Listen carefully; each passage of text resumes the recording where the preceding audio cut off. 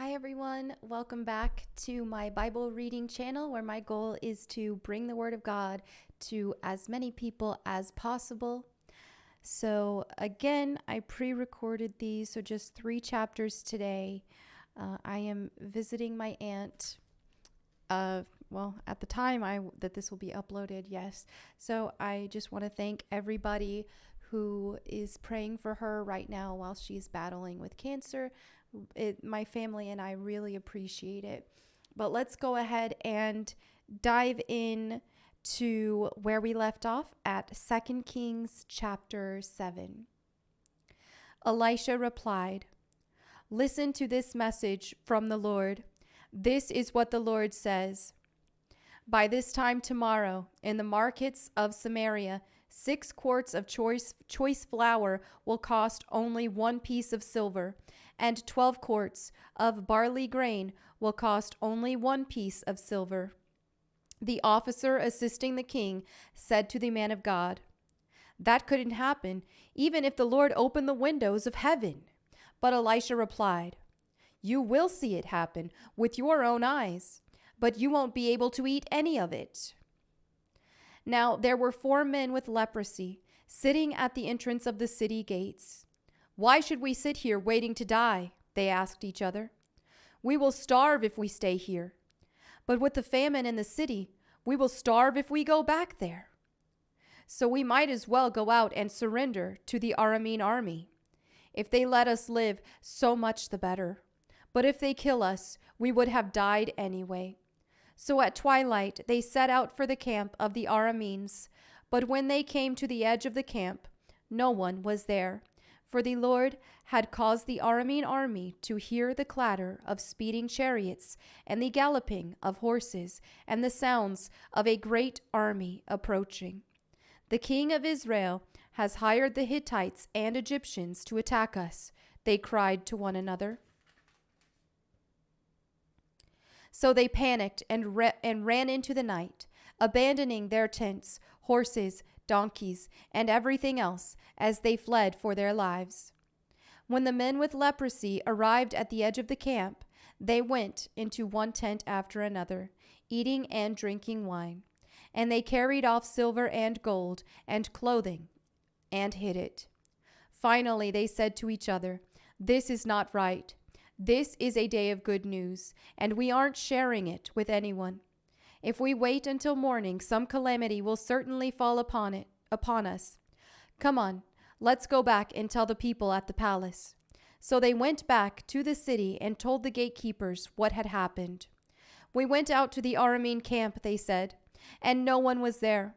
The horses and donkeys were tethered, and the tents were all in order, but there wasn't a single person around." Then the gatekeepers shouted the news to the people in the palace. The king got out of bed in the middle of the night and told his officers, "I know what has happened. The Arameans know we are starving, so they have left their camp and have hidden in the fields. They are expecting us to leave the city, and then they will take us alive and capture the city." One of his officers replied, "We had better send out scouts to check into this. Let them take 5 of the remaining horses. If something happens to them, it will be no worse than if they stay here and die with the rest of us." So 2 chariots with horses were prepared. They went all the way to the Jordan River, following a trail of clothing and equipment that the Arameans had thrown away in their mad rush to escape. The scouts returned and told the king about it. Then the people of Samaria rushed out and plundered the Aramean camp. So it was true that 6 quarts of choice flour were sold that day for 1 piece of silver, and 12 quarts of barley grain were sold for 1 piece of silver, just as the Lord had promised. The king appointed his officer to control the traffic at the gate, but he was knocked down and trampled to death as the people rushed out. So everything happened exactly as the man of God had predicted when the king came to his house. The man of God had said to the king, "By this time tomorrow, in the markets of Samaria, 6 quarts of choice flour will cost 1 piece of silver, and 12 quarts of barley grain will cost 1 piece of silver." The king's officer had replied, That couldn't happen, even if the Lord opened the windows of heaven. And the man of God had said, "You will see it happen with your own eyes, but you won't be able to eat any of it." And so it was, for the people trampled him to death at the gate. 2 Kings chapter 8. Elisha had told the woman whose son he had brought back to life, "Take your family and move to some other place, for the Lord has called for a famine on Israel that will last for 7 years." So the woman did as the man of God instructed. She took her family and settled in the land of the Philistines for 7 years. After the famine ended, she returned from the land of the Philistines, and she went to see the king about getting back her house and land. As she came in, the king was talking with Gehazi, the servant of the man of God. The king had just said, "Tell me some stories about the great things Elisha has done." And Gehazi was telling the king about the time Elisha had brought a boy back to life. At that very moment, the mother of the boy walked in to make her appeal to the king about her house and land. "Look, my lord the king," Gehazi exclaimed, "here is the woman now, and this is her son, the very one Elisha brought back to life." "Is this true?" the king asked her, and she told him the story. So he directed one of his officials to see that everything she had lost was restored to her, including the value of any crops that had been harvested during her absence. Elisha went to Damascus, the capital of Aram, where King Ben-Hadad lay sick. When someone told the king that the man of God had come, the king said to Hazael, "Take a gift to the man of God. Then tell him to ask the Lord, 'Will I recover from this illness?'" So Hazael loaded down 40 camels with the finest products of Damascus as a gift for Elisha. He went to him and said, "Your servant Ben-Hadad, the king of Aram, has sent me to ask, 'Will I recover from this illness?'" And Elisha replied, "Go and tell him, 'You will surely recover.' But actually, the Lord has shown me that he will surely die." Elisha stared at Hazael with a fixed gaze until Hazael became uneasy. Then the man of God started weeping. "What's the matter, my lord?" Hazael asked him. Elisha replied, "I know the terrible things you will do to the people of Israel. You will burn their fortified cities, kill their young men with the sword, dash their little children to the ground, and rip open their pregnant women." Hazael responded, "How could a nobody like me ever accomplish such great things?" Elisha answered, "The Lord has shown me that you are going to be the king of Aram." When Hazael left Elisha and went back, the king asked him, "What did Elisha tell you?" And Hazael replied, "He told me that you will surely recover." But the next day, Hazael took a blanket, soaked it in water, and held it over the king's face until he died. Then Hazael became the next king of Aram.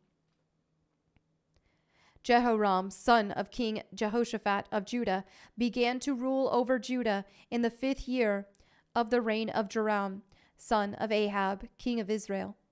Jehoram was 32 years old when he became king, and he reigned in Jerusalem 8 years.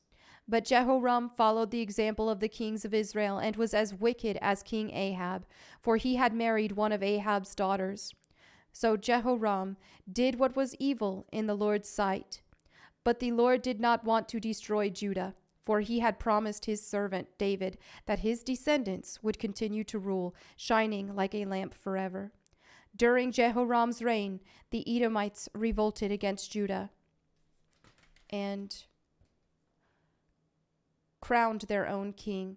So Jehoram went with all his chariots to attack the town of Zair. The Edomites surrounded him and his chariots' commanders. But he went out at night and attacked them under cover of darkness. But Jehoram's army deserted him and fled to their homes. So Edom has been independent from Judah to this day. The town of Libnah also revolted about that same time. The rest of the events in Jehoram's reign and everything he did are recorded in the book of the history of the kings of Judah. When Jehoram died, he was buried with his ancestors in the city of David. Then his son Ahaziah became the next king. Ahaziah, son of Jehoram, began to rule over Judah in the 12th year of the reign of Joram, son of Ahab, king of Israel. Ahaziah was 22 years old when he became king, and he reigned in Jerusalem 1 year. His mother was Athaliah, a granddaughter of King Omri of Israel. Ahaziah followed the evil example of King Ahab's family. He did what was evil in the Lord's sight, just as Ahab's family had done, for he was related by marriage to the family of Ahab. Ahaziah joined Joram, son of Ahab, in his war against King Hazael of Aram at Ramoth-Gilead. When the Arameans wounded King Joram in the battle, he returned to Jezreel to recover the wounds he had received at Ramoth. Because Joram was wounded, King Ahaziah of Judah went to Jezreel to visit him. Sorry, I'm a little, I'm messing up a lot today. All right, so let me continue with 2 Kings chapter 9. Meanwhile, Elisha the prophet had summoned a member of the group of prophets. "Get ready to travel," he told him, "and take this flask of olive oil with you. Go to Ramoth-Gilead and find Jehu, son of Jehoshaphat, son of Nimshi.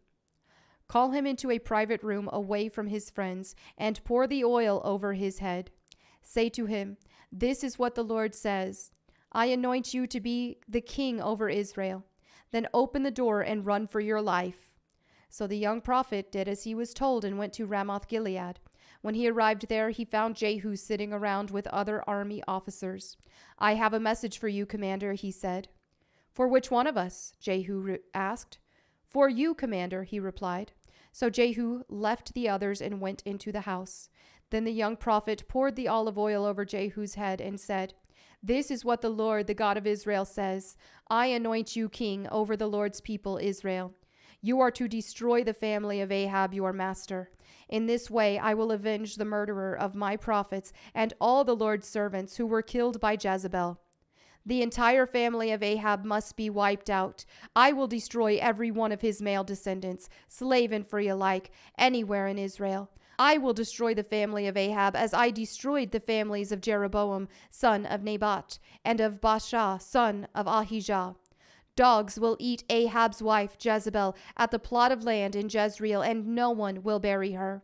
Then the young prophet opened the door and ran. Jehu went back to his fellow officers, and one of them asked him, "What did that madman want? Is everything all right?" "You know how a man like that babbles on," Jehu replied. "You're hiding something," they said. "Tell us." So Jehu told them. "He said to me, 'This is what the Lord says. I have anointed you to be king over Israel.'" Then they quickly spread out their cloaks on the bare steps and blew the ram's horn, shouting, "Jehu is king." So Jehu, son of Jehoshaphat, son of Nimshi, led a conspiracy against King Joram. Now Joram had been with the army at Ramoth-Gilead defending Israel against the forces of King Hazael of Aram. But King Joram was wounded in the fighting and returned to Jezreel to recover from his wounds. So Jehu told the men with him, "If you want me to be king, don't let anyone leave town and go to Jezreel to report what we have done." Then Jehu got into a chariot and rode to Jezreel to find King Joram, who was lying there wounded. King Ahaziah of Judah was there too, for he had gone to visit him. The watchman on the tower of Jezreel saw Jehu and his company approaching, so he shouted to Joram, "I see a company of troops coming." "Send out a rider to ask if they are coming in peace," King Joram ordered. So a horseman went out to meet Jehu and said, "The king wants to know if you are coming in peace." Jehu replied, "What do you know about peace? Fall in behind me." The watchman called out to the king, "The messenger has met them, but he's not returning." So the king sent out a second horseman. He rode up to them and said, "The king wants to know if you come in peace." Again Jehu answered, "What do you know about peace? Fall in behind me." The watchman exclaimed, "The messenger has met them, but he isn't returning either. It must be Jehu, son of Nimshi, for he's driving like a madman." "Quick, get my chariot ready," King Joram commanded. Then King Joram of Israel and King Ahaziah of Judah rode out in their chariots to meet Jehu. They met him at the plot of land that had belonged to Naboth in Jezreel. King Joram demanded, "Do you come here in peace, Jehu?" Jehu replied, "How can there be peace as long as the idolatry and witchcraft of your mother Jezebel are all around us?" Then King Joram turned the horses around and fled, shouting to King Ahaziah, "Treason, Ahaziah!" But Jehu drew his bow and shot Joram between the shoulders. The arrow pierced his heart, and he sank down dead in his chariot. Jehu said to Bidkar, his officer, "Throw him into the plot of land that belonged to Naboth of Jezreel. Do you remember when you and I were riding along behind his father Ahab? The Lord pronounced this message against him. I solemnly swear that I will repay him here on the plot of land, says the Lord, for the murder of Naboth and his sons that I saw yesterday. So throw him out on Naboth's property, just as the Lord said." When King Ahaziah of Judah saw what was happening, he fled along the road to Beth Hagan. Jehu rode after him, shouting, "Shoot him too!" So they shot Ahaziah in his chariot at the ascent of Gur near Iblim. He was able to go on as far as Megiddo, but he died there. His servants took him by chariot to Jerusalem, where they buried him, with his ancestors in the city of David. Ahaziah had become king over Judah in the 11th year of the reign of Joram, son of Ahab. When Jezebel, the queen mother, heard that Jehu had come to Jezreel, she painted her eyelids and fixed her hair and sat at a window. When Jehu entered the gate of the palace, she shouted at him, "Have you come in peace, you murderer? You are just like Zimri, who murdered his master." Jehu looked up and saw her at the window and shouted, "Who is on my side?" And 2 or 3 eunuchs looked out at him. "Throw her down," Jehu yelled. So they threw her out the window, and her blood spattered against the wall and on the horses, and Jehu trampled her body under his horses' hooves. Then Jehu went into the palace and ate and drank. Afterward he said, "Someone go and bury this cursed woman, for she is the daughter of a king." But when they went out to bury her, they found only her skull, her feet, and her hands. When they returned and told Jehu, he stated, "This fulfills the message from the Lord, which he spoke through his servant Elijah from Tishbe. At the plot of land in Jezreel, dogs will eat Jezebel's body. Her remains will be scattered like dung on the plot of land in Jezreel, so that no one will be able to recognize her." And there you have it for today's reading in 2 Kings. Thank you all so much for your fellowship. As always, feel free to leave your prayer request in the comments below so that myself and my prayer team can pray for you. I'm pre-recording these. I imagine at the latest I get back home today at the day of this upload. So then I'll be back to my normal schedule of 5 chapters of video. We'll see. I might have to do car videos if I have to stay longer. But anyway, thank you all so much. Really appreciate it. I will see you all tomorrow. Bye.